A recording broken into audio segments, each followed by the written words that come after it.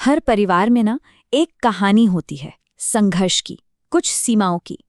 आज हम एक ऐसी ही कहानी देखने वाले हैं, पर यह कहानी अंत पर नहीं बल्कि एक बिल्कुल नई शुरुआत पर खत्म होती है। ये कहानी है उस जंजीर को तोड़ने की जिससे शायद कई पीढ़ियां नहीं तोड़ पाईं। ये जो लाइन है ना, असल में यही इस पूरी कहानी का सार है। ये कहानी उस एक इंसान के बारे में है जो फैसला करता है कि भाई जो कहानी अब तक चलती आई है वो मेरे साथ खत्म होगी। एक ऐसा इंसान जो सिर्फ हालात का हिस्सा बनकर नहीं रहता बल्कि उसे बदलने वाला बनता है।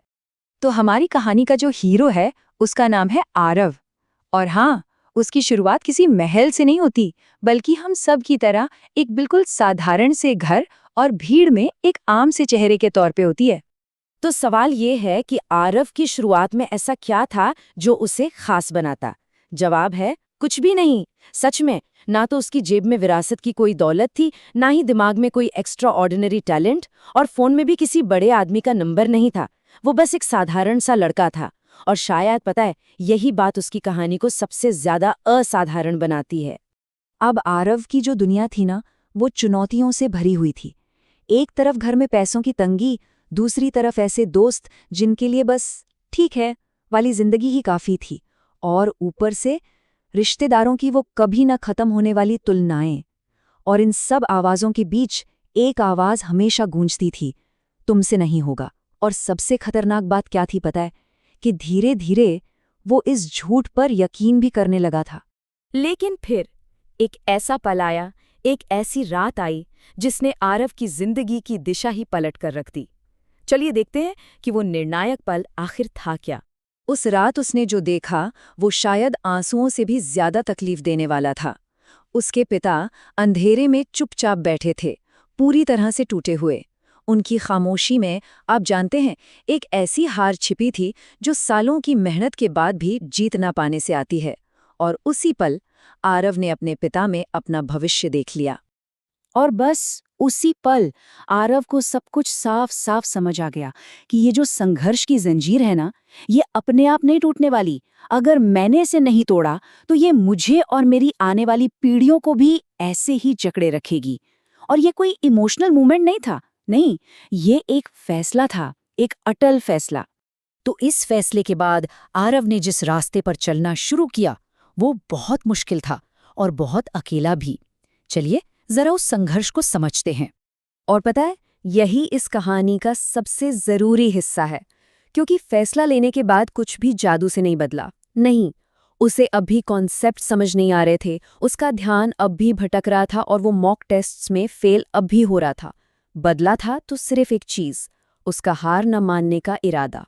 और असल जादू यही था। यहाँ पर ना एक तरह से सफलता का पूरा फॉर्मूला छिपा है। देखिए, दो तरह के लोग होते हैं।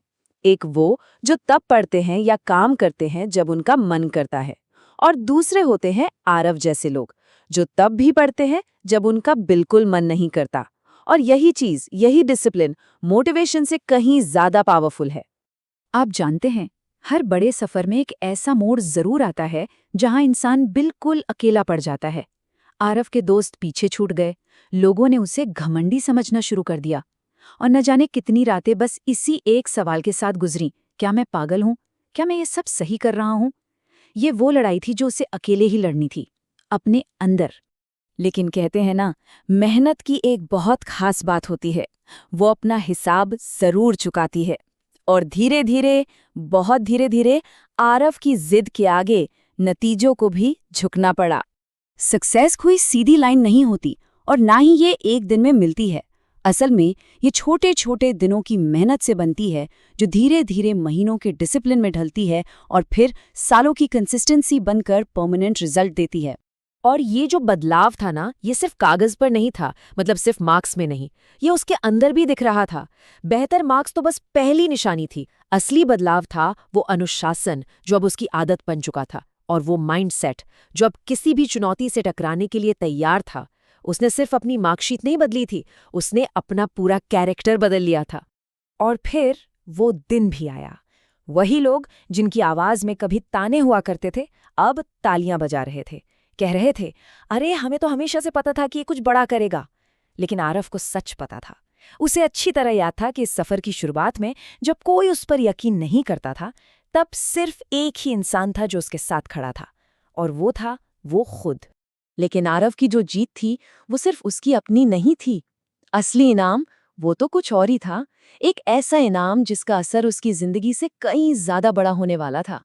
सोचिए, उसने सिर्फ पैसे नहीं कमाए, उसने अपने परिवार की आने वाली पीढ़ियों के लिए रास्ते खोल दिए। उसने सिर्फ अपनी आदतें नहीं बदली, उसने अपनी सोच को हर सीमा से आज़ाद कर दिया। वो अब भीड़ में एक लड़का नहीं था, वो टूटी हुई श्रृंखला का निर्माता बन चुका था। तो इस पूरी कहानी से सीखने वाली सबसे बड़ी बात क्या है? यही कि शुरू करने के लिए सबसे होशियार या सबसे अमीर होने की जरूरत नहीं होती। आपको बस एक चीज चाहिए, हिम्मत।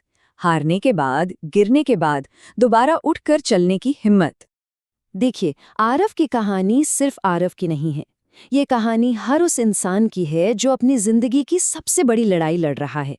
और इसका जो सबक है ना, वो हम सब पर लागू होता है। और वो सबक ये है कि आज कोई इंसान जहां पर भी है, वो उसकी कहानी का अंत नहीं है।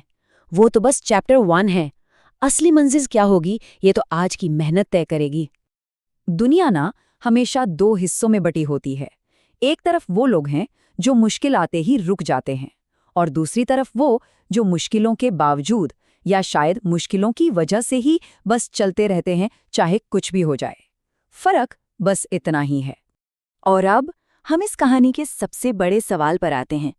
हर परिवार में, हर पीढ़ी में कोई एक होता है जो उस जंजीर को तोड़ने के लिए उठता है।